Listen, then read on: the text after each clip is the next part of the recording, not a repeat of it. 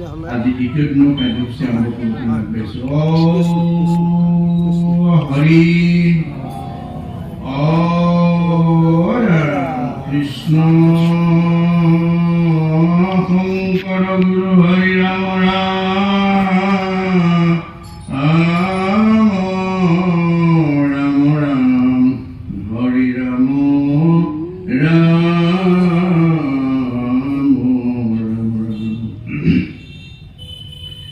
অবৈকুণ্ঠৰ কল্পতৰু ভাগৱত শাস্ত্ৰ ইহাৰয়ো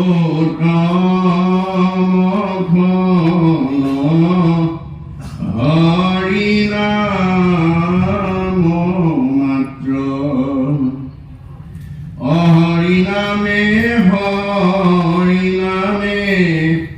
হৰি নামে গতি হৰি নামে ভকতৰ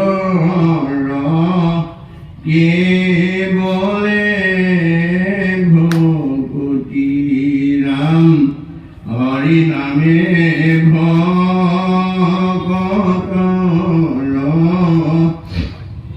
কেৱলে ভকতি কৃষ্ণ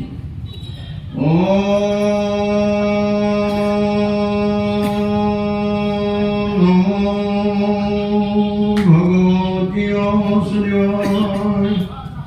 জানায়সয়তয়ন্নবিতৰতসৰ্থেষু বিজ্ঞসলাৎ তেনে ভ্ৰমৰিদাজাবি কবে মুজ্জন্তি দক্ষুৰয়ঃ তেজো বাণীমিদয়থা বিনিময়ো যত্রতি সর্বং দৃশঃ নানাসেন সদা নিরস্ত কুহকং সত্যং পরম ধীমহি ধর্মো কুদ্ধিতজবক্রো পরমো নির্মৎসরং সদম বেদং শাস্ত্রমত্র বস্তু শিবদং তাপত্রয় উন্মোদনং শ্রীমদ্ ভগবতী মহামুনিকিতে কিংবা পরেশ্বরঃ সদ্যরিডোরিড্যতে অক্রোটিভি সুসুসুনিস্তৎক্ষণাৎ নিগম কল্পতরুগলিতং ফলং সুখং তদ অমৃতং দ্রবসংযুতং জীবত ভগবতং রসমালয়ং মুহুরসিকা ভুবি ভাবুকা হরি রাম রাম রাম রাম। পৰম শ্ৰদ্ধাৰ বাপে সমস্ত যোৱাকালি আমি প্ৰথম স্কন্ধ ভাগৱতত আলোচনাৰ মাজেদি এটা কথা উপলব্ধি কৰিলোঁ যে ভগৱন্তই ব্যাসদেৱক এজন অৱতাৰী পুৰুষ হিচাপে বেদজ্ঞ শাস্ত্ৰজ্ঞ টীকালজ্ঞ ধ্যানত ভগৱানক সাক্ষাৎ কৰিব পৰা যোগ্য ব্যক্তি কৰি পঠাইছিল। কিন্তু তেওঁ জ্ঞানৰ প্ৰয়োগ সঠিকভাৱে কৰিব নোৱাৰাৰ কাৰণে তেওঁ মানুহক বিপথে পৰিচালিত কৰাৰ কাৰণে জীৱনতে তেওঁ অসুস্থতাত জীৱন পাৰ কৰিব লগা হ'ল। আৰু সেই অসুস্থতাৰ কাৰণ উপলব্ধি কৰিব নোৱাৰি উগুল থুগুল মনৰে বদৰিকাশ্ৰমত বহি থকা অৱস্থাত নাৰদ দেৱৰ্ষি নাৰদে আহি তেওঁক এই কাৰণ সোধাত তেওঁ নিজেই ক'ব নোৱাৰোঁ বুলি ক'লে যে মই নিজেই নাজানো মোৰ ক'ত ভুল লাগি গ'ল, গতিকে তুমি কৃপা কৰি অৱতাৰী পুৰুষ হিচাপে মোক আঙুলিয়াই দিয়া মোৰ ক'ত ভুল হ'ল। তেতিয়া ব্যাসৰ সেই আহ্বান শুনি দেৱৰ্ষি নাৰদে উত্তৰত ক'লে, নাৰদ বদতি শুনা মহামুনি ব্যাস, তুমি সে কৰিলা হবে জগতকে নাশ। যে তুমি গোটেই জগতক বিপথে পৰিচালিত কৰিলা, নিৰন্তৰে পশুৰ লোৱাইলা তুমি প্ৰাণ, নাহি মন্দ কৰ্ম আৰু ইহাৰ সমান। তুমি পশু বলি দি ধৰ্ম আচৰণ কৰাৰ এটা ভুল শিক্ষা জগতক বিলাই দিলা, ইয়াতকৈ আৰু বেয়া কাম নাই। গৰিহিত কৰ্মকো পঢ়িলা ধৰ্ম বুলি, তোমাৰ বচনে লোকত নাহিল সমৰি। তুমি বেয়া কামত ভাল বুলি মানুহক কৈ দিলা আৰু তোমাৰ কথাত মানুহ বিপদগামী হ'ল। আকস্মিকে লোকক শিকাইলা হিংসা ধৰ্ম, নুবুজিলা তুমিও বেদৰ তত্ত্ব মৰ্ম। তুমি মানুহক হিংসা ধৰ্ম শিকাই দিলা, গতিকে বেদৰ যি তত্ত্ব মৰ্ম তুমি উপলব্ধি নকৰিলা। তুমি 4 বেদ 14 শাস্ত্ৰ 18 পুৰাণ বিভাগী ৰচনা কৰি জগতৰ লোকলৈ ধৰ্মজ্ঞান বিলাই দিলা সঁচা, কিন্তু তুমি বেদৰ যিটো তত্ত্ব সেইটোৱে উপলব্ধি কৰিব নোৱাৰিলা। কাৰণ বেদে কৈছিল যত দেখা ভূত প্ৰাণী সবাহাকে বিষ্ণু মানি হিংসা এৰি কৰা উপকাৰ। মই চবতে আছো বুলি কৈছে ভগৱন্তই, কৈছে মই চবতে আছো, তুমি পাৰিলে কাৰোবাক উপকাৰ কৰিবা, কাকো হিংসা নকৰিবা। কিন্তু তুমি হিংসা ধৰ্ম শিকাই দিলা। মানুহবিলাকৰ স্বভাৱতে লম্পট বিষয়ত অনুৰাগ, স্বৰ্গ পাৰিব বুলি ৰংগে তাতে সংসচা। মানুহবিলাক স্বাভাৱিকতে লম্পট, ভোগবাদী, বস্তুবাদী। হাঁহ পাৰ ছাগলী বলি দিলেই স্বৰ্গসুখ পাবা বুলি তুমি কোৱাৰ কাৰণে সকলো মানুহ জপিয়াই পৰিলে। ফলত কি হ'ল? সিজিল তোমাৰ ঋষি পৰম অন্যায়, নাহি সুস্থ চিত্ত তব সেই অভিপ্ৰায়। এই যে ভুল পথে তুমি মানুহক পৰিচালিত কৰিলা, ইয়াৰ কাৰণে তোমাৰ পাপ সিদ্ধ হ'ল, আৰু যাৰ কাৰণে তুমি এতিয়া অসুস্থতাত জীৱন নিৰ্বাহ কৰিব লগা হ'ল। এতিয়া ব্যাসে ক'লে, দেৱকী ইয়াৰ উপায় কি হ'ব? ইয়াৰ এটা উপায় আছে। মূৰ উপদেশে কৰা ভাগৱত শাস্ত্ৰ, প্ৰচাৰকো গোবিন্দৰ গুণ নামক মাত্ৰ। এতিয়া তুমি ভাগৱত শাস্ত্ৰ এখন প্ৰণয়ন কৰি, ভগৱন্তৰ গুণ নাম থকা এখন শাস্ত্ৰ প্ৰণয়ন কৰি জগতত তুমি মিলাই দিয়া, নহ'লে আৰু তোমাৰ গত্যন্তৰ নাই। হেন শুনি ব্যাসে পৰিণন্ত ধ্যান, হৃদয়তে কৃষ্ণক দেখিলা বিদ্যমান। নাৰদৰ পৰামৰ্শ অনুসৰি লগে লগে ব্যাসে ধ্যানত বহি গ'ল আৰু হৃদয়তে কৃষ্ণক দেখা পালে। কেনেকৈ দেখা পালে?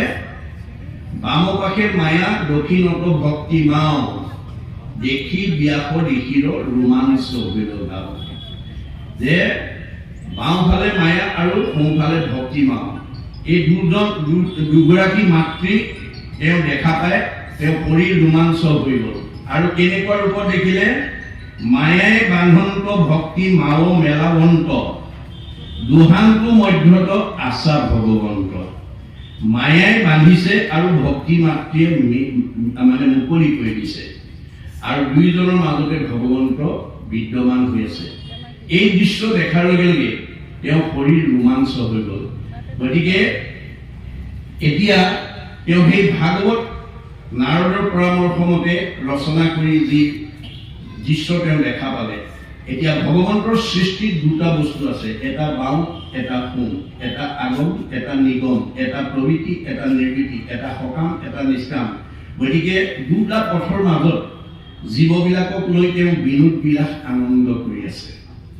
গতিকে তেওঁ গুৰুৰূপে নিজে আহি কলি যুগত এই ভাগৱত শাস্ত্ৰ, ব্যাসকৃত ভাগৱত শাস্ত্ৰ আমাৰ সকলোৱে বুজি পোৱাকৈ অসমীয়ালৈ অনুবাদ কৰি এই ব্যাসৰ ভাগৱত নাৰদৰ পৰামৰ্শ মতে ভাগৱত শাস্ত্ৰ প্ৰণয়ন কৰি এই ভাগৱতৰ মাজেদি আমাক কি শিক্ষা দিব বিচাৰিছে, আজি আমি সেই তাৰ ওপৰত আলোচনা কৰিম। যে নাৰদৰ পৰামৰ্শ ক্ৰমে তেওঁ জগতৰ কল্যাণৰ কাৰণে, জগতৰ উপকাৰৰ কাৰণে এই যি ভাগৱত শাস্ত্ৰ ৰচনা কৰিলে, এই ভাগৱত শাস্ত্ৰইনো আমাক কি শিক্ষা দিছে, ভাগৱতনো আমি কিয় পঢ়িব লাগে, শুনিব লাগে, জানিব লাগে, বুজিব লাগে, এই সমস্ত দিশ তেওঁ দ্বিতীয় স্কন্ধত ভাগৱত মহাধৰ্ম নামাকৰণৰ সৈতে আমাৰ জগতৰ লোকলৈ বিলাই থৈ গৈছে। আৰু শংকৰদেৱে তাকে অনুবাদ কৰি আমি সকলোৱে সহজভাৱে বুজি পোৱাকৈ প্ৰাঞ্জল ভাষাৰে অসমীয়াত তেওঁ অনুবাদ কৰি থৈ গৈছে। আজি এই ভাগৱত ধৰ্মই আমাক কি শিক্ষা দিছে, ভাগৱতৰ তাৎপৰ্য কি, এই সবিশেষ আমি আলোচনা কৰিম। আলোচনাৰ মাজত আমাৰ এই পদবন্ধে ভাগৱতৰ দ্বিতীয় স্কন্ধৰ মহাভাগৱত ধৰ্ম নামাকৰণৰ সৈতে ভাগৱতে যিখিনি কথা আমাক জনাব বিচাৰিছে, তাৰ প্ৰতিটো পদৰ ওপৰত আমি আজি আলোচনা আগবঢ়াম। আৰু আলোচনা আপোনালোকৰ কিবা যদি সংশয় থাকে বা বুজাত কিবা অসুবিধা পায় আপোনালোকে লিখিতভাৱে প্ৰশ্ন কৰি মনৰ সংশয়টো দূৰ কৰি ল'ব। গতিকে আজি আমি যদিও ভাগৱত আলোচনাৰ মাজত বহিছোঁ বুলি ভাবিছোঁ, আমি প্ৰকৃততে এজোপা কল্পতৰু বৃক্ষৰ তলত আমি আজি বহিছোঁ। গতিকে বৈকুণ্ঠৰ কল্পতৰু ভাগৱত শাস্ত্ৰ, এই ভাগৱত শাস্ত্ৰ কল্পতৰু বৃক্ষ বুলি কৈছে আৰু ভগৱান কল্পতৰু বৃক্ষ। গতিকে ইয়াত আমি যি বিচাৰোঁ তাকেই পাম। আমাৰ জীৱনশৈলীৰ সমস্ত দিশ এই ভাগৱত ধৰ্মত আমাৰ সন্নিৱিষ্ট কৰি ৰাখিছে। গতিকে আপোনালোকে ভাগৱতৰ মানে কল্পতৰু বৃক্ষৰ এটা বৈশিষ্ট্য আছে, কল্পতৰু বৃক্ষ যদি সবাতো সমান মাগন্তা জনক মাত্ৰ দেই ভগৱান। যদিও ভাগৱত শাস্ত্ৰই আমাক সকলো দিব পৰা অধিকাৰ আছে, কিন্তু বিচৰাজনকহে দিব, নিবিচৰাজনক নিদিয়ে।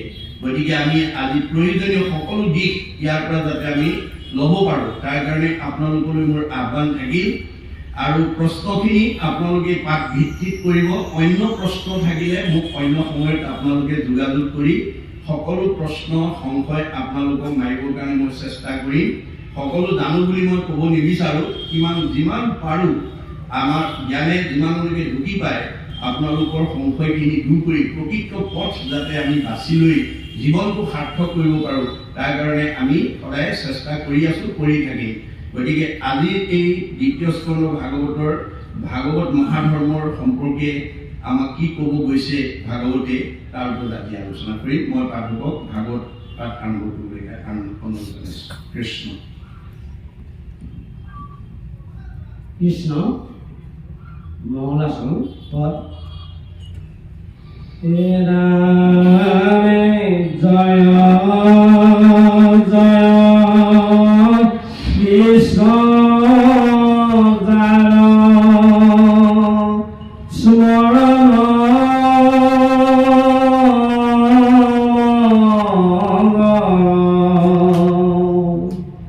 জাগ যোগাদির হরে নাম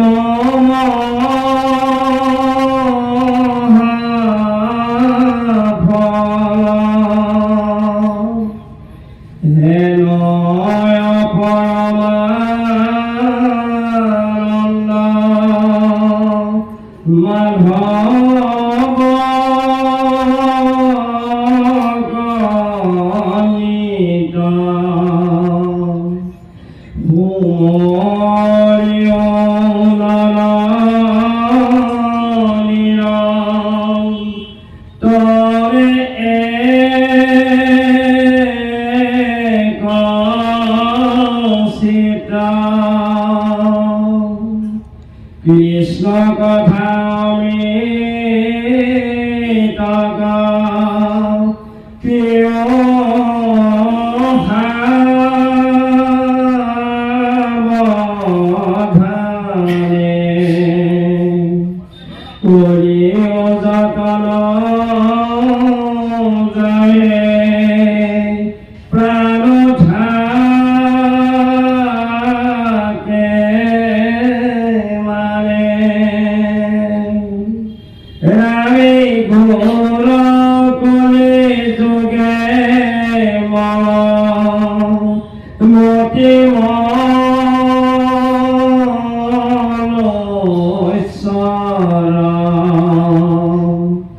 নাহিয়ান ধর্ম হরি কীর্তন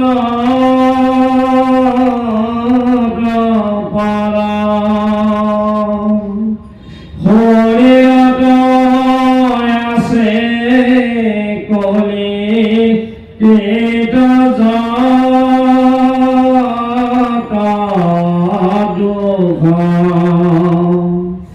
গুৰুচোক প্ৰথমে কৰা হৰি হৰি ভূষ ৰামে কৃষ্ণ চৰণে কৰি অশেষ প্ৰণতি চিত্ৰ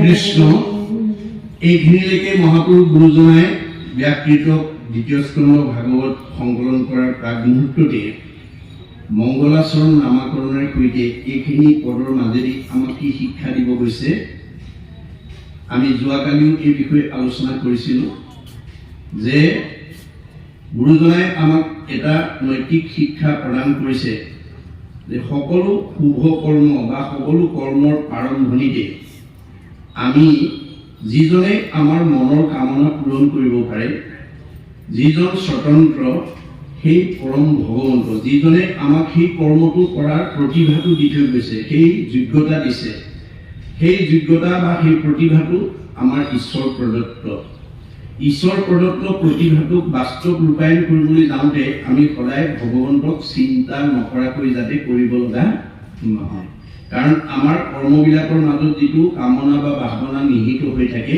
সেই সকলো কামনা বাসনা ভগৱন্তৰ বাদে আমাক আনে পূৰণ কৰিব নোৱাৰে সেইকাৰণে গুৰুজনাই দ্বিতীয় স্কন্ধ ভাগৱত সংকলন কৰিবলৈ যোৱাৰ প্ৰাক মুহূৰ্ততে এইকেইষাৰি কথাই আমাক এই নীতি শিক্ষাটো প্ৰদান কৰিছে যে জয় জয় কৃষ্ণ যাৰ স্মৰণ মংগল জাগ যোগাদিৰো হৰি নাম মহাফল হেময় পৰমানন্দ মাধৱক নিত কুমৰীও নৰ নিৰন্তৰে একচিত আমি মানুহ হিচাপে সদায় ভগৱন্তক একান্ত চিত্তে স্মৰণ কৰিব লাগে কিহৰ কাৰণে মংগলৰ কাৰণে আপোনাৰ সকলো বস্তু থাকিলেও মংগল নহবও পাৰে সুমংগলেই অমংগল জানা কৃষ্ণ বিনে অমংগলেই সুমংগল কৃষ্ণৰ কীৰ্তনে ধনে ধানে টকাই পইচাই গাড়ীয়ে মটৰে পকা ঘৰে দুৱাৰে শিক্ষাই বিদ্যাই পৰিয়ালে সকলো দিশত আপোনাৰ স্বচ্ছলতা থাকিব পাৰে কিন্তু কৃষ্ণৰ নাম যদি তাত নিশ্চিত নহয় তেতিয়া সকলো থাকিলেও অমংগলৰ পৰা আমি মুক্ত হ'ব নোৱাৰোঁ সকলো থাকিলেও আমাক অমংগল এটাৰ পিছত এটাকৈ আহি যাব পাৰে যদি অমংগল দূৰ কৰিব পৰা সেই কৃষ্ণ শব্দ বা কৃষ্ণৰ নামৰ যদি অভাৱ ঘটে সেইকাৰণে যে যিজনৰ নাম স্মৰণ কৰিলেই আমাৰ মংগল আহি যায় বুলি কৈছে জয় জয় কৃষ্ণ যাৰ স্মৰণ মংগল যিজনৰ নাম স্মৰণ কৰিলেই আমাৰ মংগল হয় জাগ যোগাদিৰো হৰি নাম মহাফল আগৰ যুগত যাগ যজ্ঞ কৰি যিটো যুগ অনুপাতে ধৰ্ম আচৰণ কৰিছিল কলি যুগৰ মানুহে এবাৰ হৰিনাম ল'লে সেই সমস্ত যাগ যজ্ঞৰ ফল লাভ কৰিব পাৰে ফলং সৰ্বতীৰ্থেষু সৰ্বযজ্ঞেষু কীৰ্তিতম তৎ ফলং কৌটি গুণম পুণ্যম ৰাম নাম এব লভ্যতে কলি যুগত আমি এবাৰ ভগৱন্তৰ ৰাম নাম উচ্চাৰণ কৰিলে আগৰ যুগত কৰা তপ জপ যাগ যজ্ঞ কোটি তপ যজ্ঞৰ ফল আমি এটা ভগৱন্তৰ নামতে লাভ কৰিব পাৰোঁ গতিকে ইমান নামৰ মহিমা ইয়াত আমাক প্ৰকাশ কৰিছে গতিকে আমাৰ ধ্যানে যজ্ঞে পূজাৰ পঢ়িছে যেন ফল হৰিৰ কীৰ্তনে তাক সাধয় সকল আগৰ যুগত নাম যজ্ঞ পূজা কৰি যিটো ফল পাইছিলে কলি যুগৰ মানুহে ভগৱন্তৰ নাম উচ্চাৰণ কৰিলে সেই সমফলৰ অধিকাৰী হ'ব গতিকে আমাৰ শ্ৰুতি স্মৃতিও এই কথা স্বীকাৰ কৰিছে শ্ৰুতি স্মৃতি পুৰাণেষু ৰাম নাম ইদম স্মৃতম নাত পৰতম পুণ্যম ত্ৰিশু লোকেষু বিদ্যতে তিনি কলিকত আৰু ৰাম নামৰ বিনা গত্যন্তৰ নাই জপত সৰ্ব বেদাংশ সৰ্ব মন্ত্ৰাংশ পাৰ্বতী তস্মাৎ কৌটি গুণম পুণ্যম ৰাম নাম এব লভ্যতে তপ জপ যাগ যজ্ঞ হোম ব্ৰত কৰাতকৈ এবাৰ ভগৱন্তৰ নাম ল'লে আমি শতকোটি তপ জপ যজ্ঞৰ ফল ঠাউকতে লাভ কৰিব পাৰোঁ গতিকে এইটো ইমান সহজ উপায় মহাপুৰুষে আমাক প্ৰদান কৰি থৈ গৈছে কলি যুগৰ লোকৰ কাৰণে গতিকে ইয়াৰ প্ৰতি আমি গুৰুত্ব আৰোপ কৰিব লাগিব আৰু 4 বেদ 14 শাস্ত্ৰৰ উত্তৰ পৰা আমি কেৱল ভগৱানৰ নামৰ বাবে আনৰ কথা কোৱা নাই 4 বেদৰ ৰামায়ণ পুৰাণ ভাৰত হৰি কেহে কয় মাত্ৰ সমস্ত শাস্ত্ৰত সকলো শাস্ত্ৰই মাত্ৰ ভগৱন্তৰ নামকহে প্ৰাধান্য দিছে ইয়াৰ প্ৰতি গুৰুত্ব দি আমি যাতে ভগৱন্তৰ নাম স্মৰণ কৰি সমস্ত কৰ্মৰ যাতে শুভাৰম্ভ কৰিব পাৰোঁ তাৰ প্ৰতি গুৰুত্ব দিব লাগিব। কৃষ্ণ কথা অমৃতক পিও সাৱধানে কৰিও যতন যাবে প্ৰাণ থাকে মানে জীয়াই থকালৈকে আমি ভগৱন্তৰ নাম যাতে আমি পান কৰিব পাৰোঁ শুনিব পাৰোঁ তাৰ প্ৰতি গুৰুত্ব দিব লাগিব। কিয় ভগৱন্তৰ কথা জীৱনৰ যিটো দিনৰ যিটো মুহূৰ্তত আপুনি শুনিব সেই পুণ্যটো জন্ম জন্মান্তৰ কাৰণে সঞ্চিত হৈ ৰ'ব। কাৰণ আমি আন কামত যিমানবিলাক সময় খৰচ কৰিছোঁ সেইবোৰ আমাৰ বৃথা গৈছে বুলি ভাগৱতে কৈছে। আন কৰ্মে লগাইলে যতেক সিও হুৱে বৃথা জনমো বৃথা হুৱে নুশুনয় কৃষ্ণ কথা। আমাৰ জন্মটো বৃথা হৈ যাব যদি কৃষ্ণ কথা আমি নুশুনাকৈ পাৰ কৰি যাওঁ।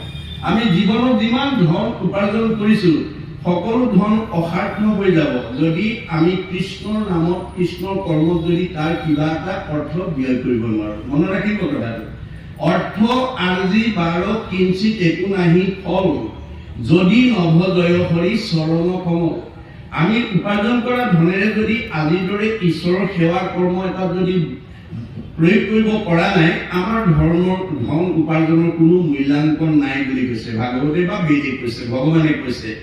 দুখ কৰি ধন ধান আৰ্জা যত মানে কৃষ্ণে এৰে যদি তাকো খাইবে আনে। আপুনি যিমান টকা ঘটি থৈ পেলাই পাছবুকত জমা কৰি নথক কিংবা যিদিনাখন কৃষ্ণ আমাৰ দেশৰ পৰা ওলাই গুচি যাব আমি ঘটি থৈ যোৱা ধনবিলাক আনে উলিয়াই খাই থাকিব। আপুনি আৰু খাবলৈ নাপায়। গুচি যোৱা আত্মা গুচি যোৱাৰ পিছত আপুনি সঞ্চয় কৰি থৈ যোৱা ধনবোৰ আনে ভোগ কৰিব আপুনি ভোগ কৰিবলৈ নাপায়। সেইকাৰণে গুৰুজনে ভাগৱতৰ মাজেদি কৈছে নিজ হস্তে অৰ্জি যদি উপজগন্নাথ কিছু ব্যয় কৰি উপ হৰিৰ সেৱা। এই দুখন হাতেৰে তুমি যি ধন উপাৰ্জন কৰিছা তাৰ কিবা এটা অংশ ঈশ্বৰৰ কামত ব্যৱহাৰ কৰিবলৈ শিকিবা। যিবা কিছু আছে ধন তেজা তাৰ মোহ মন কিছু ব্যয় কৰা হৰি অৰ্থে। আপোনাক ভগৱানে যি দিছে তাতে মোহগ্ৰস্ত হৈ নাথাকিব। তাৰ পৰা কিবা এটা অংশ ঈশ্বৰৰ কামত ব্যৱহাৰ কৰিবলৈ শিকিব। তেতিয়া কি হ'ব? তেবেকে ভকতি বাঢ়ে মাধৱত প্ৰেম চৰে তেবে ধন নাযায় তাৰ ব্যৰ্থে। আজি আক্ৰাস মানে হুছেইন ডাঙৰীয়াই নিজৰ চেষ্টা বলত ৰাইজৰ ইচ্ছাৰ সহযোগিতাত এই অনুষ্ঠান দুদিনীয়া কাৰ্যসূচীতে ৰূপায়ণ কৰোঁতে যথেষ্ট পইচা খৰচ হৈছে। কিন্তু আমাৰ বেদে কৈছে ভাগৱতে কৈছে ভগৱানে কৈছে আচলতে এইটো জমা হৈছে। আজি এই দুটা দিনৰ কাৰ্যসূচীত যিটো ধন ব্যয় কৰা হৈছে কায়িক মানসিক বৌদ্ধিকভাৱে আমি ত্যাগ কৰি যিটো এটা খোজ আগবঢ়াইছে এই কৰ্মটো সুসম্পাদন কৰিবৰ কাৰণে সৰ্বাংগ সুন্দৰ কৰিবৰ কাৰণে কায়িক মানসিক বৌদ্ধিক আৰ্থিকভাৱে ত্যাগ স্বীকাৰ কৰি আমি যিটো খোজ আগবঢ়াইছোঁ আমাৰ যিসকল কৰ্মকৰ্তাই এটা খোজ আগবঢ়াইছে অনুষ্ঠানটো সৰ্বাংগ সুন্দৰ কৰিবৰ কাৰণে তাৰ প্ৰতিটো খোজৰ মূল্য হ'ব কি? পদে পদে অশ্বমেধ ফলং প্ৰাপ্নুতি নিত্যস্য। ভগৱানে কৈছে মোৰ কাম কৰিবৰ কাৰণে যদি তুমি এটা খোজ আগবঢ়াব পাৰা প্ৰতিটো খোজৰ মূল্য এই জন্মত এটা এটা অশ্বমেধ যজ্ঞৰ সমান পুণ্য সঞ্চিত হ'ব। গতিকে সেই জীৱবিলাক পিছৰ জন্মত কিমান ওপৰলৈ গুচি যাব সেইটো আপোনালোকে নিজে নিজে কল্পনা কৰি ল'ব লাগিব। গতিকে এইটো হৈছে আমাৰ এটা খোজৰ মূল্যাংকন। আৰু যিটো অৰ্থ আমি খৰচ কৰিছোঁ এক গুণ লগাইলে অনন্ত গুণ হয় নাজানি মুবুধ হবে ধন সঞ্চিত হয়। ভগৱন্তই কৈছে মোৰ কামত যদি এগুণ লগোৱা মই অনন্ত গুণ দি দিম, মই ভগৱতৰ ধাৰ নাখাওঁ। তাৰ উদাহৰণ দ্ৰৌপদীৰ ক্ষেত্ৰত দেখুৱাই থৈ গৈছে। আপোনালোকে জানে ভগৱন্তৰ কৃষ্ণৰ 16,108 গৰাকী ভাৰ্যা, তাৰ ভিতৰত 8 গৰাকীক তেওঁ বেছি ভাল পায় আৰু 8 গৰাকী বেছি ধুনীয়া। কিন্তু এই 8 গৰাকীতকৈও তেওঁ দ্ৰৌপদীক বেছি ভাল পায়। এই কথাটো 8 গৰাকীয়ে জনাৰ পিছত কৃষ্ণৰ প্ৰতি প্ৰত্যেকৰে ক্ষোভ যে আমি ইমান ধুনীয়া ধুনীয়া 8 গৰাকী থাকোঁতে তেওঁ আকৌ দ্ৰৌপদীকো ভাল পায়। এই বুলি তেওঁলোকে মনতে ভবাৰ লগে লগে ভগৱন্তই গম পাই গ'ল। কাৰণ ভগৱন্তৰ চবৰে হৃদয়তে আছে সমস্ত ভূতৰে মই আছো হৃদয়ত। কোনে কি ভাবে তেওঁ আগতীয়াকৈ জানে। সৰ্বজন বিদিত, তেওঁ সকলো কথা জানে। তেতিয়া ভাবিলে যে মই দ্ৰৌপদীক কিয় ভাল পাওঁ এই 8গৰাকীয়ে আজিলৈকে বুজি পোৱা নাই। গতিকে মই যদি তেওঁলোকক মানে কাৰ্যকৰী বাস্তৱ দিশেৰে যদি বুজাই নিদিওঁ, তেওঁলোকে মোৰ প্ৰতি এই ক্ষোভটো চিৰদিন থাকি যাব। সেইকাৰণে তেওঁলোকক মনক সংস্কাৰ কৰিবৰ কাৰণে কৃষ্ণই তৎকালীনভাৱে এটা কৰ্মসূচী ৰূপায়ণ কৰি দ্ৰৌপদীক আমন্ত্ৰণ কৰিলে আৰু অস্ত্ৰ পৰিচালনা কৰি আছে। অস্ত্ৰ পৰিচালনা কৰি থাকোঁতে অস্ত্ৰ লাগি আঙুলি কাটি কৃষ্ণৰ তেজ ওলাবলৈ ধৰিলে। যেতিয়া ভগৱন্ত কৃষ্ণৰ আঙুলি কাটি তেজ ওলাইছে, তেতিয়া তেজ ওলোৱা দেখাৰ লগে লগে 8গৰাকীয়ে ফটা কাপোৰ বিচাৰি ভিতৰ সোমালে। সেই মুহূৰ্ততে দ্ৰৌপদী আহি তেওঁৰ সন্মুখত উপস্থিত হৈ কৃষ্ণৰ আঙুলিত তেজ ওলোৱা দেখি তেওঁ অকণো অপেক্ষা নকৰি পিন্ধি যোৱা শাৰীখনৰ আঁচল এটা তৎক্ষণাৎ ফালি কৃষ্ণৰ আঙুলি বান্ধি তেজ ৰাখি দিলে। বাকী 8গৰাকীয়ে ফটা কাপোৰ লৈ আহি দেখে দ্ৰৌপদীয়ে কৃষ্ণৰ আঙুলি বান্ধিলে। তেতিয়া তেওঁলোকৰ অনুভৱ হৈছে, ভালেতো কৃষ্ণই দ্ৰৌপদীক ভাল পায়। সেইদিনাহে বুজি পাইছে যে আচলতে তেওঁ দৈহিকভাৱে নহয়, ভকতিক ভাল পায়। মানে কৃষ্ণৰ প্ৰতি দ্ৰৌপদীৰ যিটো ঐকান্তিক ভক্তি, নিজৰ পিন্ধি যোৱা শাৰীখনো ফালি পেলাই আঙুলি বান্ধিবলৈ যিজনে কুণ্ঠাবোধ কৰা নাই, ইমান ত্যাগ ভগৱন্তৰ কাৰণে কৰিছে। গতিকে ভগৱন্তৰ এটুকুৰা বস্ত্ৰ ভকতৰ ধাৰ লাগে। এটুকুৰা বস্ত্ৰৰ ধাৰ অনন্ত বস্ত্ৰৰূপে পৰিশোধ কৰি জগতৰ লোকলৈ নিদৰ্শন এৰি থৈ গৈছে। কোনদিনা? যিদিনাখন ৰজস্বলা অৱস্থাত দুঃশাসনে দ্ৰৌপদী ৰাজসভাত বস্ত্ৰহৰণ কৰিছিল, সেইদিনাখন বস্ত্ৰৰ ধাৰ বস্ত্ৰৰে পৰিশোধ কৰি দ্ৰৌপদীক উদ্ধাৰ কৰিছে। যদি দ্ৰৌপদীক দিয়ে, আমাক নিদিব কিয়? এই বিশ্বাস আমাৰ লাগিব। সেইকাৰণে আমি যদি এগুণ খৰচ কৰোঁ, অনন্ত গুণ দি দিব। ভগৱন্তে কৈছে, মই ভকতৰ ধাৰ নাখাওঁ। এই কথাটো যিসকলে বুজি নাপায়, সেইসকলে কিন্তু ভাল কামলৈ কিবা এটা অনুদান দিবলৈ টান পায়। আমাৰ বুঢ়াসকলে কয়, শাকত নাখায় লোণ, কৃতিকাত যায় 3 গুণ। যি মানুহে ভাল কামলৈ কিবা এটা আগ নবঢ়ায়, তেওঁলোকৰ বেয়া কামত বহুত ভগৱন্তই খৰচ কৰাই দিব। ভগৱন্তই কৈছে, মই দিয়া ধন থাকি যদি মোৰ কামলৈ তুমি দিবলৈ ইচ্ছা নকৰা, তেতিয়াহ'লে তুমি বৈষ্ণৱেই হোৱা বা অবৈষ্ণৱেই হোৱা, তোমাক মই কিন্তু দণ্ড দিম। এই কথা 8ম স্কন্ধ ভাগৱতত ভগৱানে উল্লেখ কৰি থৈ গৈছে। কি বুলি? ধন সাঞ্চিত যিটো বিষ্ণু বৈষ্ণৱক নেদৈ, গৃহাগত ভৈলে তাক নাই বুলি খেদৈ, মাধৱৰ নামলৈ বৈষ্ণৱ বোলাৱে, হেময় জনক দণ্ড দিয়ন্ত মাধৱে। সেইজন বৈষ্ণৱেই হওক বা অবৈষ্ণৱেই হওক, ভকতেই হওক বা অভকতেই হওক, তেওঁ কিন্তু শাস্তি দিবই। কেনেকৈ দিব? নুহি চুৰে নেই নুহি অগ্নিয়ে দহয়, নুহি দণ্ড বন্ধ হইয়া ৰাজাই লয়।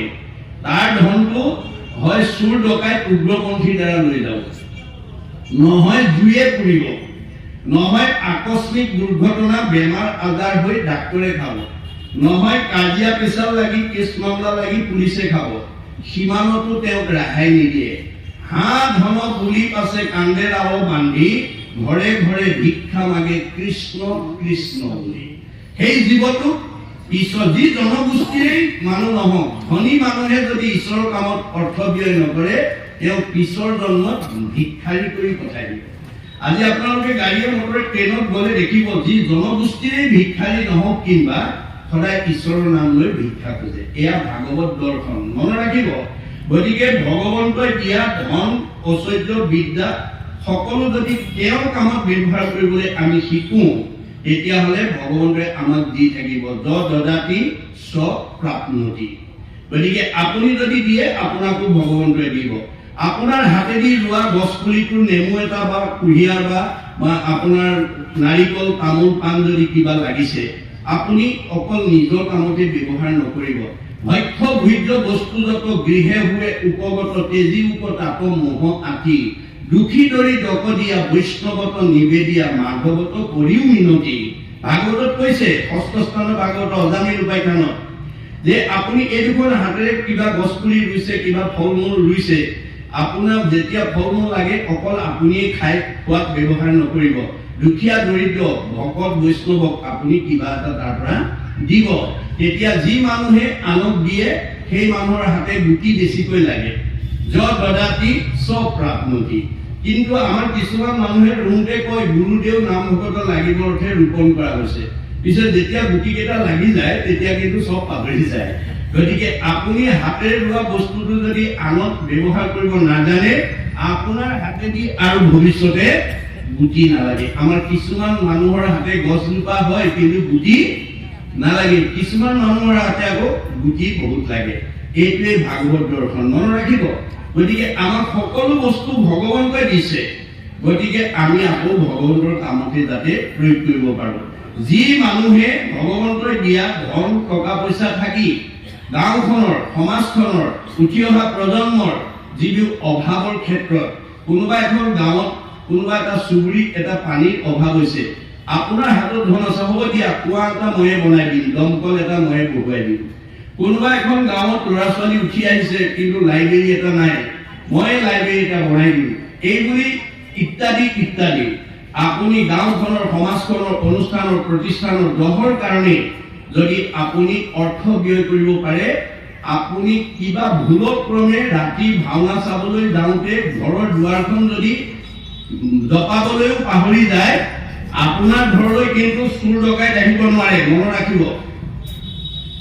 আপুনি যদি এজন মানুহে গাঁওখনৰ যি মানুহে ধনী হৈ গাঁওখনৰ উন্নতিৰ কাৰণে সমাজৰ উন্নতিৰ কাৰণে দহৰ উন্নতিৰ কাৰণে যি অৰ্থ ব্যয় কৰে, তেওঁ ভুলক্ৰমে দুৱাৰ মেলি ৰাতি কৰবাত গলেও তেওঁৰ ঘৰলৈ চুৰ ডকাইত আহিব নোৱাৰে। কাৰণ ভগৱানে কৈছে কাৰ ঘৰলৈ চুৰ পঠাব লাগে, কাৰ ঘৰলৈ ডকাইত পঠিয়াব লাগে, কাৰ ঘৰলৈ উগ্ৰপন্থী পঠিয়াব লাগে, সেই তালিকা মোৰ হাতত আছে। 14 জন সাক্ষী 2 জন কেৰেণীয়ে মোক তথ্য সদায় যোগান ধৰি আছে।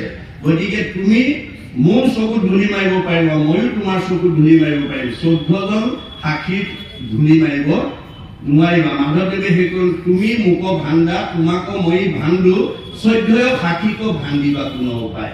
গতিকে আপোনালোকে দেখিছে কেতিয়াবা কেতিয়াবা মেডিয়াত মহানগৰত ডাঙৰ তলা মাৰি থৈ পেলাই 2 ঘণ্টাৰ কাৰণে যোৱাৰ পিছতে তলা ভাঙি চুৰ ডকাইতে সমস্ত সম্পত্তি লৈ যায়, চুৰ ডকাইতো ধৰা নপৰে। ডাঙৰ তলা মাৰিও ৰাখিব নোৱাৰিব যদি ভগৱানে লৈ যায়।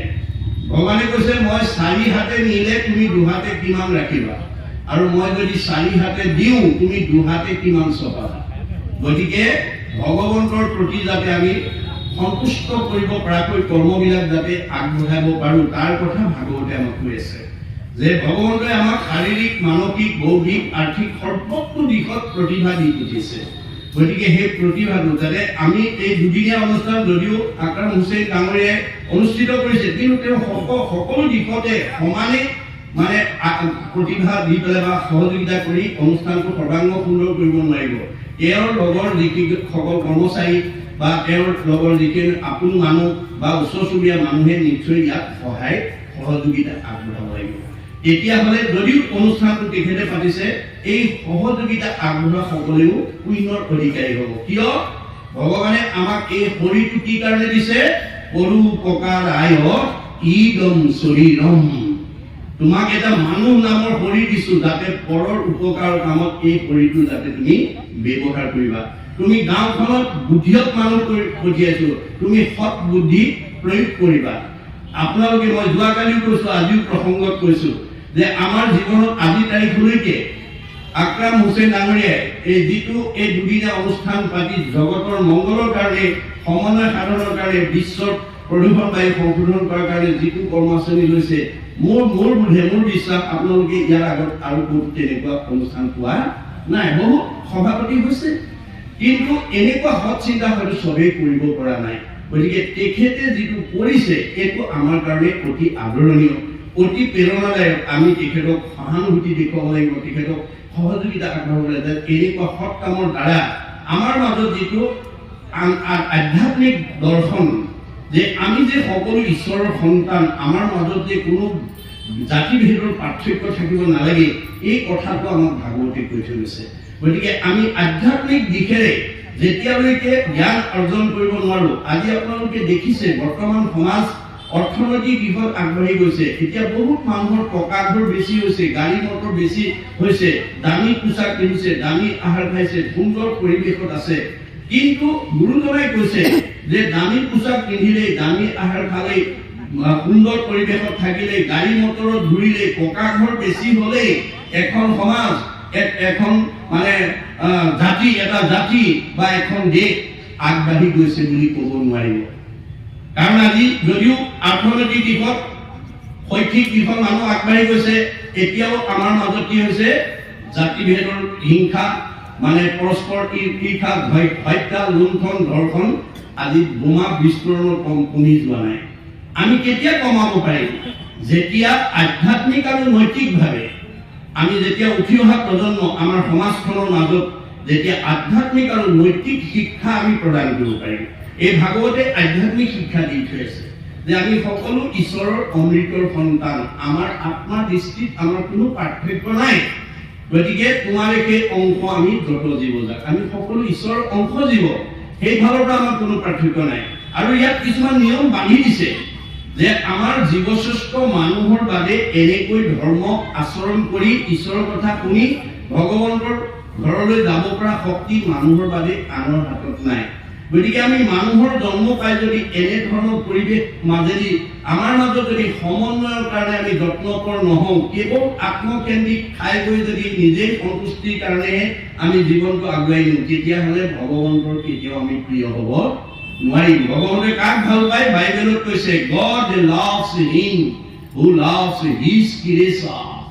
ভগৱানে সেইজনকেই ভাল পায় যিজনে তেওঁৰ সৃষ্টিৰ প্ৰাণীবিলাকক ভাল পায়। কুকুৰৰ চিগাৰ বৰ্ডৰ ধৰো আত্মাৰাম, জানিয়া সবাকো কৰিবা প্ৰণাম।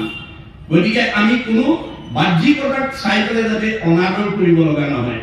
এইটো আহোম, এইটো কছাৰী, এইটো মিৰি, এইটো দফলা, এইটো মুছলমান, এইটো মানে নগা, এই ভাৱ যাতে আমি ল'ব লগা নহয়। সেইকাৰণে গুৰুজনে সকলোকে একত্ৰীকৰণ কৰি এটা জাতি, মানে ধৰ্ম মানে বৈষম্যহীন এটা জাতি প্ৰতিষ্ঠা কৰি থৈ গৈছিল। আৰু তালৈ সকলো জাতি জনগোষ্ঠীক আনি পেলাই এখন সমাজ প্ৰতিষ্ঠা কৰি থৈ গৈছিল। আৰু উল্লেখ কৰি থৈ গৈছিল, হৰিক ভজয় যিটো তাকে বোলে জাতি, কৃষ্ণৰ বিমুখ যিটো সেহিকে অজাতি। আপুনি যি জনগোষ্ঠীতেই জন্মগ্ৰহণ নকৰক, কিংবা আপুনি যদি ঈশ্বৰ বিমুখী হৈ যায়, আত্মা বিমুখী হৈ যায়, আত্মাই ঈশ্বৰ, আত্মাকেই যদি চিনি নাপায়, আপোনাৰ যদি পৰিয়ালৰ লোককে ইজনে সিজনে ভাল নাপায়, সমাজৰ মানুহক যদি ভাল নাপায়, ওচৰ চুবুৰীয়াক যদি ভাল নাপায়, সেইজনে ভগৱানক ভাল পোৱাৰ অধিকাৰ নাই। ভগৱানে কৈছে, মোক ভাল কৰাৰ আগতে প্ৰথমতে তৃণমূল নিজৰ পৰিয়ালটোক ভাল পাবলৈ শিকিবা। মোক ভাল কৰাৰ আগতে ওচৰ চুবুৰীয়াক ভাল পাবলৈ শিকিবা। মোক ভাল কৰাৰ আগতে তোমাৰ ঘৰলৈ অহা আলহী অতিথি ভকত বৈষ্ণৱক ভাল পাবলৈ শিকিবা। মোক ভাল কৰাৰ আগতে তুমি দেখাজনক ভাল পাবলৈ শিকিবা। দেখাজনকেই যি ভাল নাপায়, নেদেখাজনক ভাল পোৱাৰ তাৰ অধিকাৰ নাই।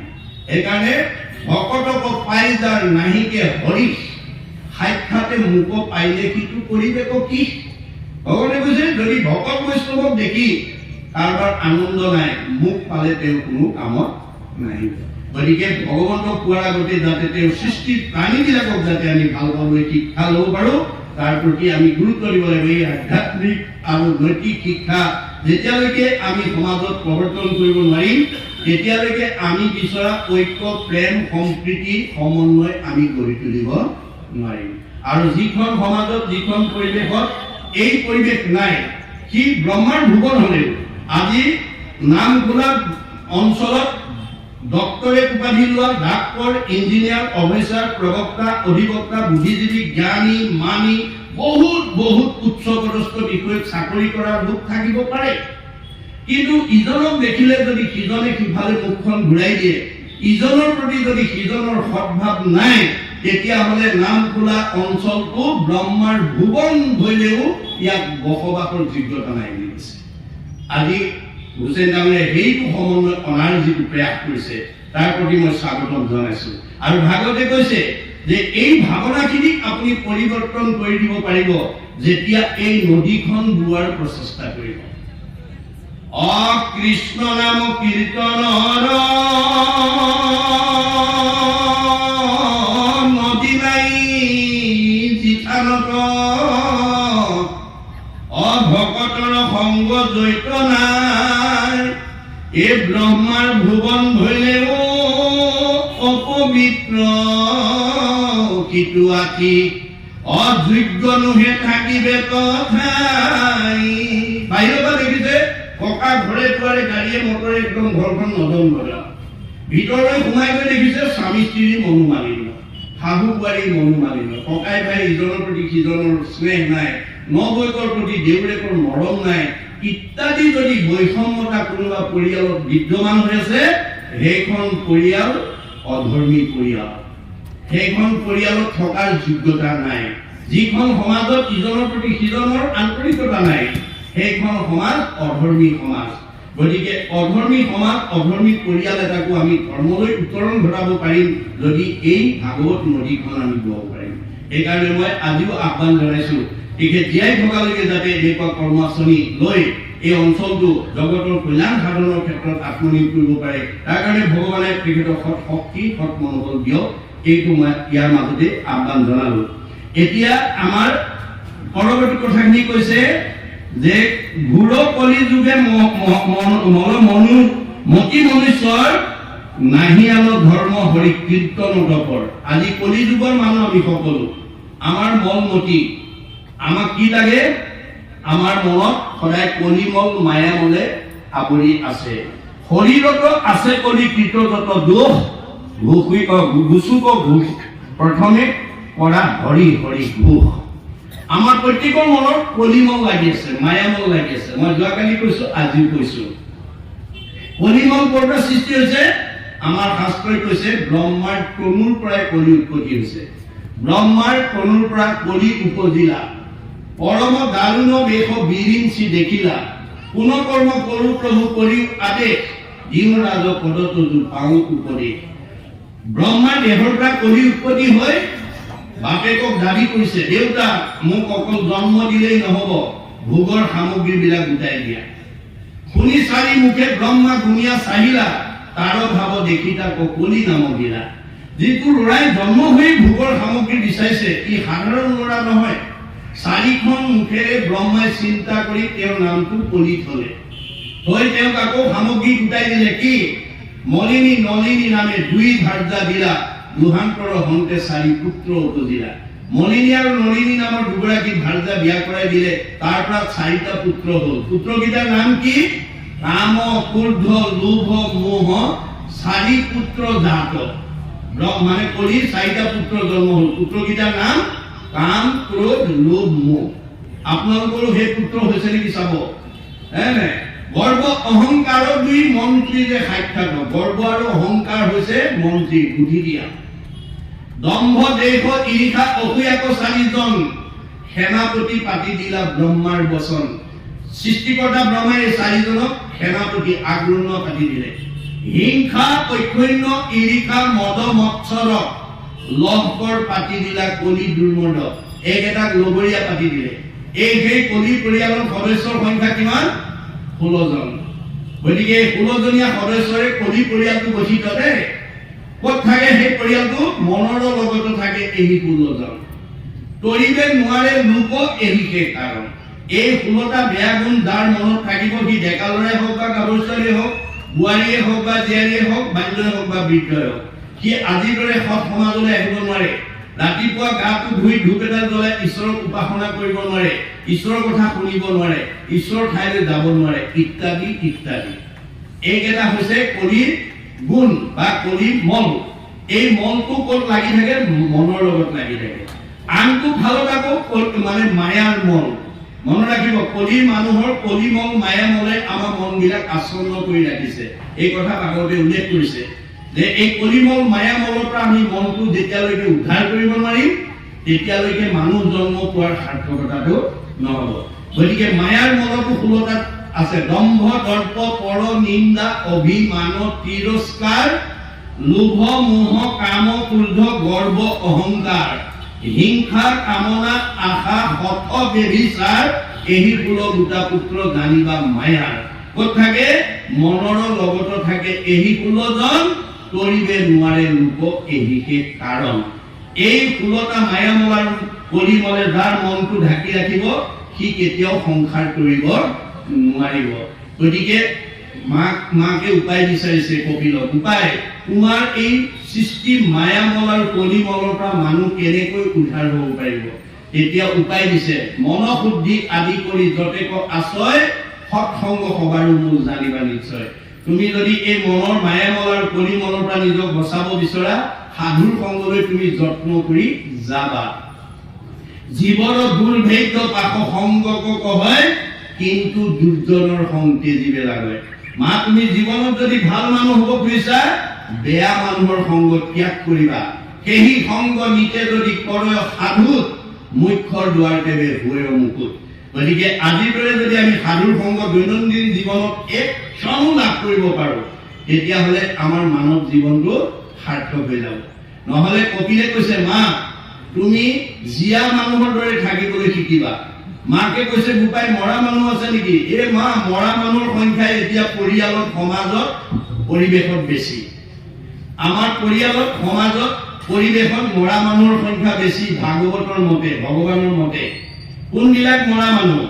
সাধুৰ সংগে কৃষ্ণ কথা নুশুনে যি নৰ, জীৱনকতে মৰা সিটো অধম পামৰ। ভাগৱতৰ ৩য় স্কন্ধত কৈ থৈ গৈছে যে যি মানুহে আজিৰ দৰে ভাল মানুহৰ সংগত মন ভাল লগা কথা শুনিবলৈ নাহে, যিবিলাক কথা শুনিলে মন ভাল লাগে, সেই কথাবিলাক শুনিবলৈ যি মানুহ নাহে, সি বেয়া কথাই শুনিব লাগিব, মন বেয়া লগা কথাই শুনিব লাগিব। ভগৱানৰ সৃষ্টি দুটা, এটা ভাল আৰু এটা বেয়া। ভাল কথা নুশুনা মানুহে বেয়া কথাই শুনিব লাগিব। আৰু যাৰ মনটো সদায় বেয়া লাগি থাকে, সেইটো জীৱনটোৱে মৰা। বোলে জীয়া মানুহ হবলৈ হয়, মূৰ শুনিল মল কথা কহন্ত শুনন্ত। মা মোৰ শুনিমৰ কথা যদি জানা কবা, পৰিয়ালক কবা, ল'ৰা ছোৱালীক কবা, জীয়াৰী বোৱাৰীক কবা, ওচৰ চুবুৰীয়াক কবা, ভকত বৈষ্ণৱক কবা, লগৰ বন্ধু বান্ধৱক কবা। যদি মোৰ কথা জানা কবা, আৰু যদি নাজানা কাণ পাতি শুনিবা। শ্ৰোতা নহলে মা তুমি কোনোদিন জীৱনত বক্তা হ'ব নোৱাৰিবা। আনৰ ভাল কথা শুনা যাৰ ধৈৰ্য নাই, সি আনক ভাল কথা কোৱাৰ যোগ্যতা অৰ্জন কৰিব নোৱাৰে। মুত বিনে চিত্ত আন দেৱত নেদন্ত। মা মুত বিনে আন দেৱতাত মনোযোগ নিদিবা।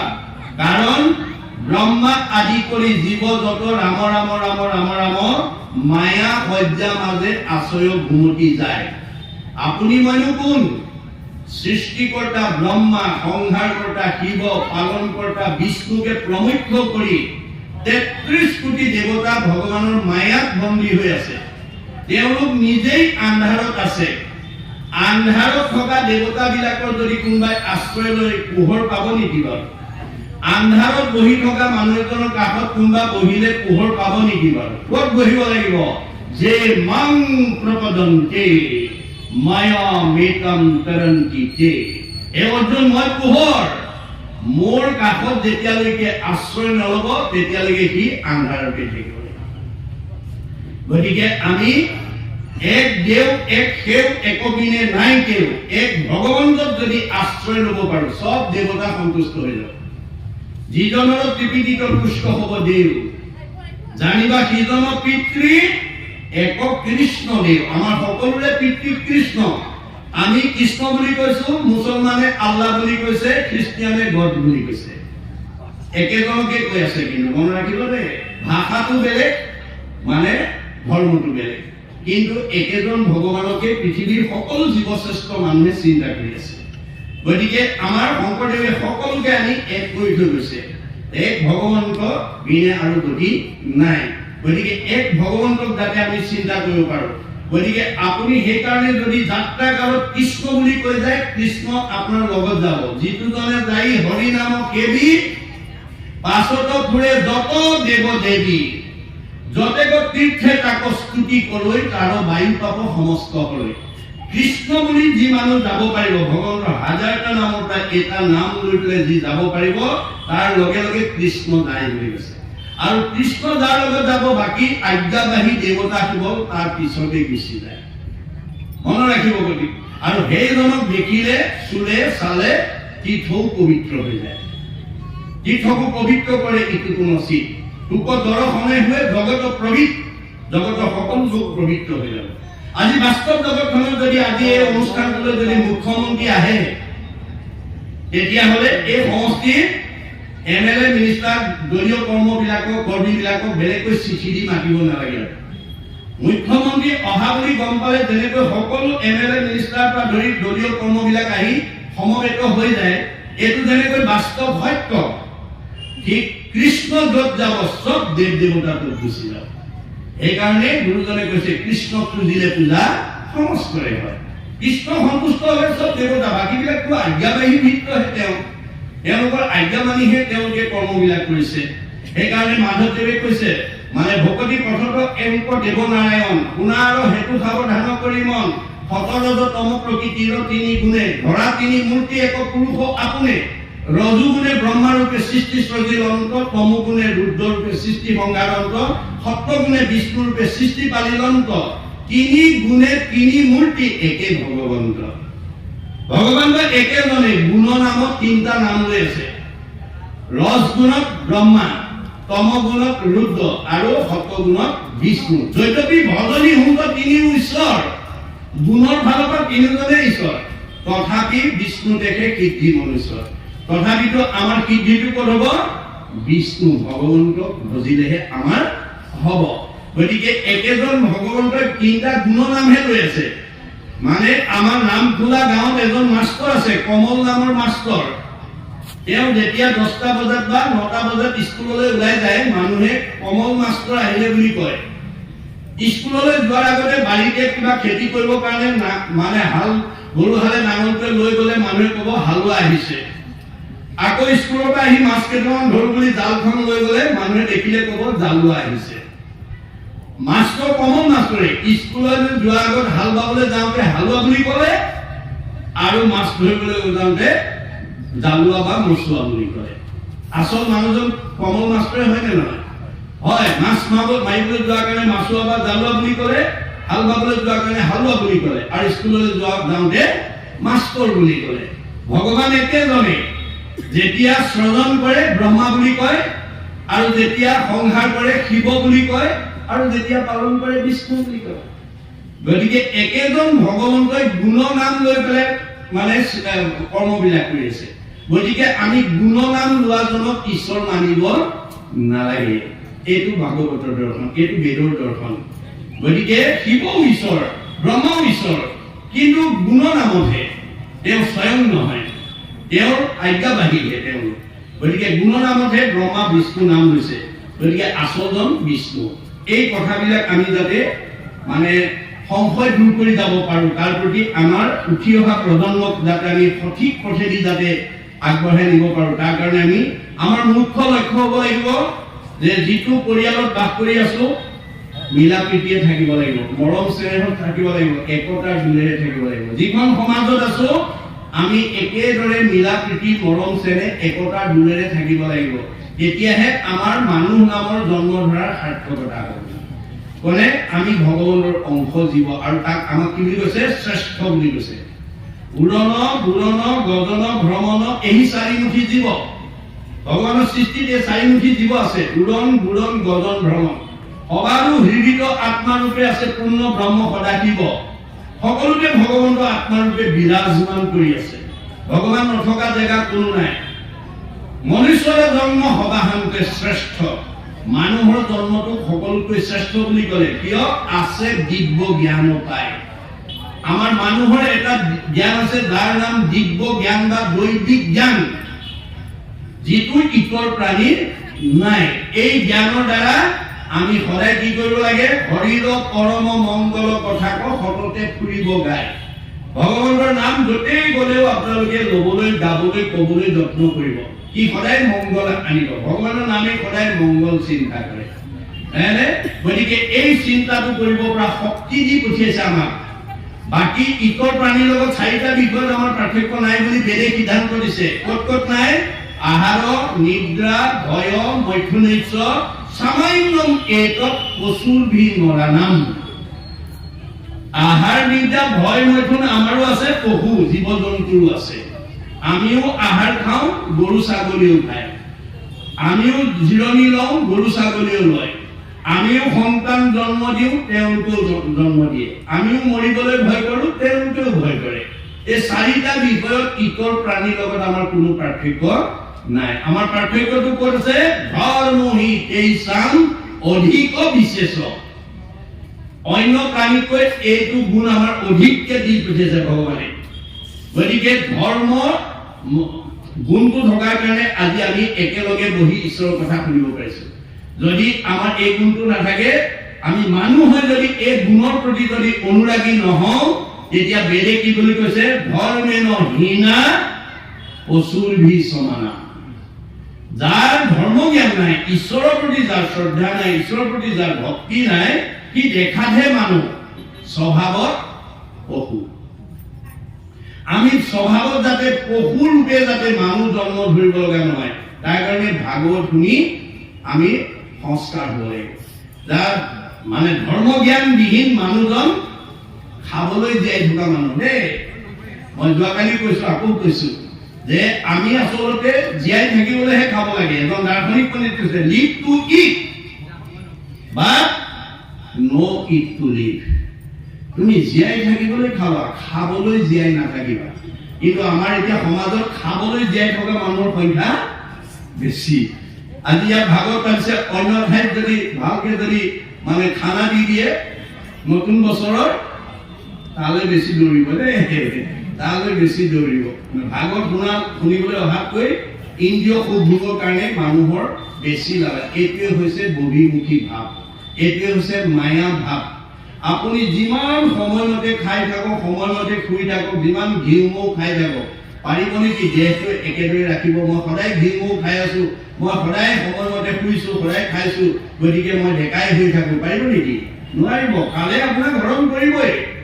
গতিকে যিটো বস্তু আপুনি ঘিউ মৌ খাইও যদি ডেকা হৈ থাকিব নোৱাৰে, তালৈ যদি কালৰ অতৰ্কিক গতিত যদি বৃদ্ধত্ব আহে, গতিকে সেইটো দেহক লৈ যাতে আমি ব্ৰতি থাকিব নালাগে। এতিয়া গুৰুজনে আমাক কৈছে, মিছা বিষয় অকলাগি নৰে ধৰে জন্ম, ইন্দ্ৰ সুখৰো দেখা সুখ ধৰ্ম, সুখ দুখ সম।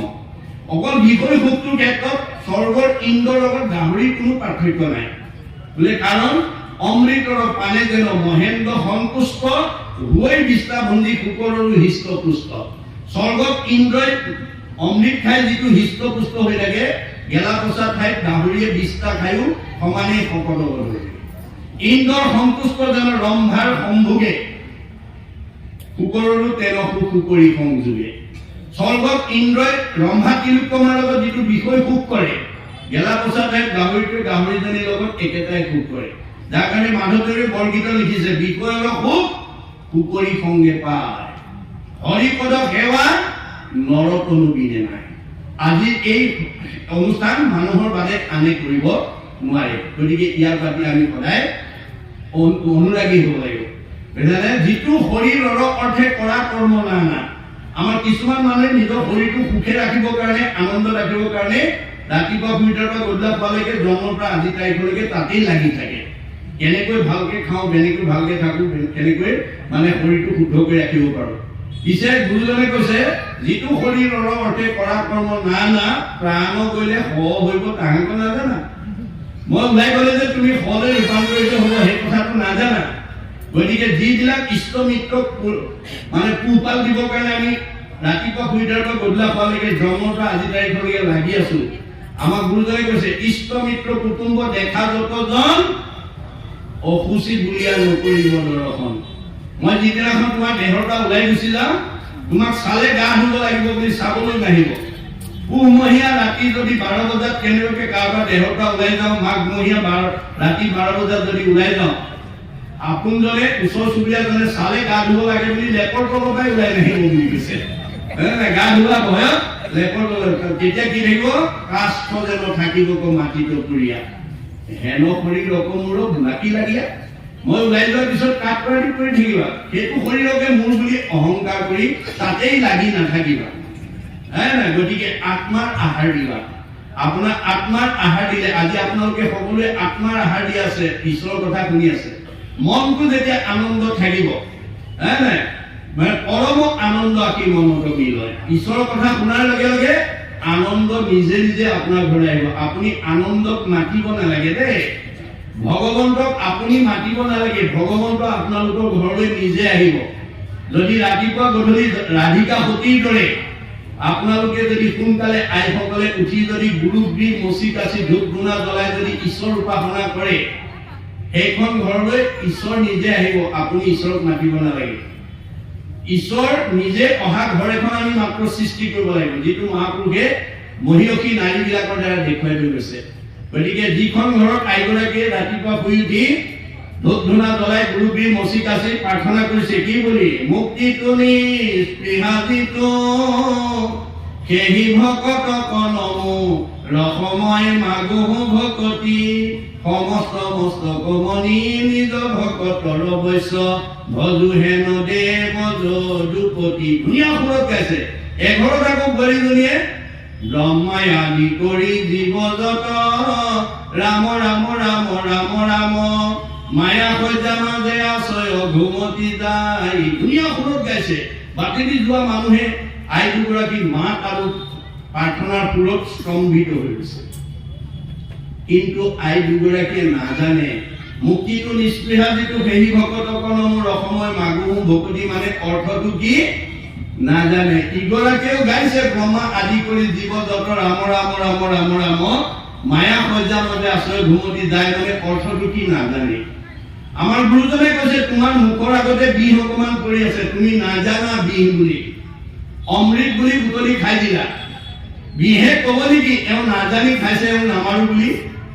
বিহ জানিয়েই খাওক বা নাজানিয়ে খাওক, বিহে মানুহ মাৰিবই। ঈশ্বৰৰ নাম অৰ্থ জানি লওক বা নাজানি লওক, নামে পাপ দহন কৰিবই। জানিবা নাজানি কৰে নামৰ কীৰ্তন, তথাপিতো পাপদহী নামে কৰে চন। গতিকে সেই আই দুগৰাকী প্ৰাৰ্থনাৰ সুৰ বতাহে যিমান দূৰলৈকে লৈ যাব, একজনে যদি নাম ওচৰলৈ শুনে মানে পাপ সবালো হয়। আইগৰাকীটো নিজেতো উদ্ধাৰ হ'বই, ঘৰখন উদ্ধাৰ হ'বই। তেওঁ প্ৰাৰ্থনা সুৰটো যিমান দূৰলৈকে যাব সিমান দূৰলৈকে জগত পবিত্ৰ হয় বুলি কৈছে। মানুহটো দূৰৰ কথা, মোৰ ভক্ত দৈত্য থাকে উদাৰ চৰিত্ৰ, কীট পতংগ কঠিটো কৰে পবিত্ৰ। আইগৰাকী প্ৰাৰ্থনাৰে সেই অঞ্চলৰ কীট পতংগ পঁইতাচোৰা নিগনি পৰ্যন্ত উদ্ধাৰ হৈ যায়। ইমান মহিমা আছে।